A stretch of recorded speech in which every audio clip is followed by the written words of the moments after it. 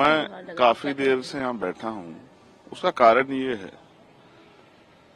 कि अयोध्या, जहाँ उत्तर प्रदेश में कहा जाता है कि राम राज है, वहाँ इतनी बड़ी घटना हुई है कि एक बेटी जिसके साथ निर्भया से भी बुरा,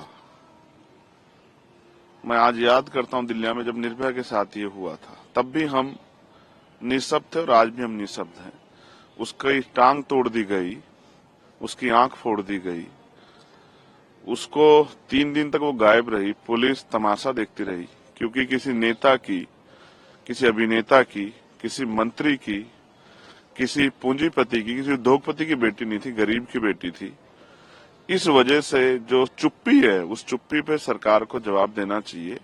वो जिस दशा में मिली थी, खून से लथपथ, अभी तक पुलिस के हाथ खाली हैं। 3 दिन तक उसकी सर्च नहीं किया गया क्योंकि वो बेटी दलित की थी, वो बेटी अयोध्या की थी।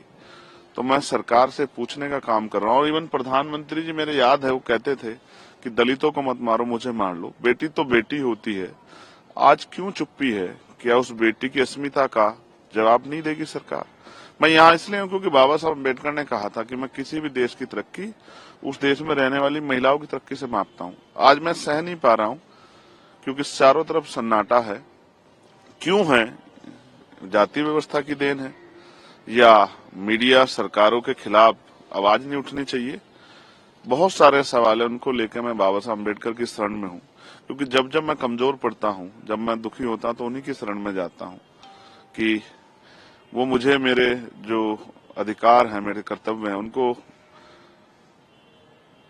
पूर्ण रूप से निर्वहन करने की शक्ति दें कि मैं उनका सही प्रयोग कर सकूं।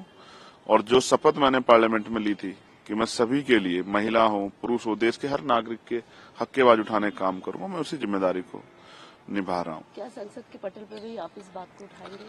मैं स्पष्ट करता हूं, मैं वैसे मैं एक वकील भी हूं, संसद का सदस्य होने के साथ साथ मैं मर्यादा का बड़ा पालन करता हूं, लेकिन आज मैं खुद को रोक नहीं पा रहा हूं क्योंकि मेरी तकलीफ, और मैं इसमें निःशब्द हूं क्योंकि हम उस पावर में नहीं है कि जिन अधिकारियों ने लापरवाही की उनको सस्पेंड कर सके। लेकिन बेटी की रक्षा के लिए, उसको न्याय दिलाने के लिए, उसकी मां के आंसू पूछने के लिए, उसके परिवार को विश्वास दिलाने के लिए, और सिर्फ उसके नहीं, पूरे प्रदेश की बेटियों को, देश की बेटियों को विश्वास दिलाने के लिए कोई है जो जब बेटियों के अपमान पर चुप रहेगा। मैं अपनी ड्यूटी कर रहा हूँ। पार्लियामेंट में भी मैंने अर्जेंट मोशन भी दिया है कि इस विषय पर चर्चा हो, और नहीं चर्चा होगी तो जो भी मुझसे बन पड़ेगा मैं उस तरह से उसकी आवाज को उठाने का काम करूंगा।